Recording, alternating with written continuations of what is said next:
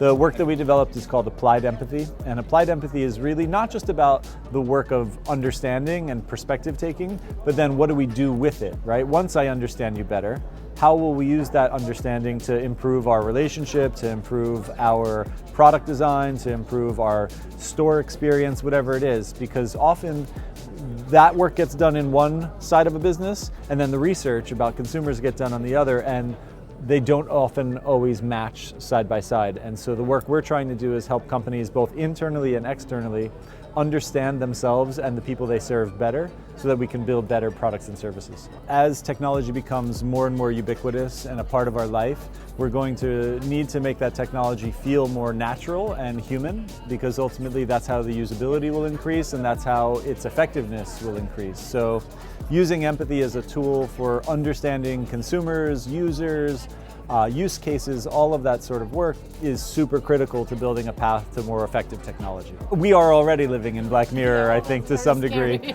But yeah, I think that that type of technology is only going to continue to grow and increase. We're only going to see more of that in the world as AI and machine learning become more and more a part of our day-to-day.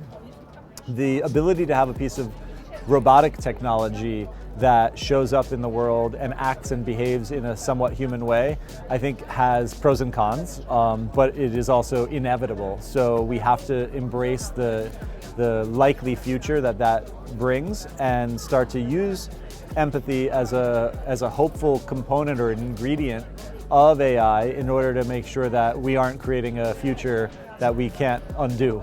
We have started to become more and more divided as a humanity, as a civilization, because our phones, our workplaces, everything has started to become more digital and more personalized. And so we've lost the ability to just have a normal conversation. We've lost the ability to perceive what someone else might be going through and use that understanding to build a deeper, more meaningful relationship. So the fact that technology is speeding up means our empathy needs to speed up also.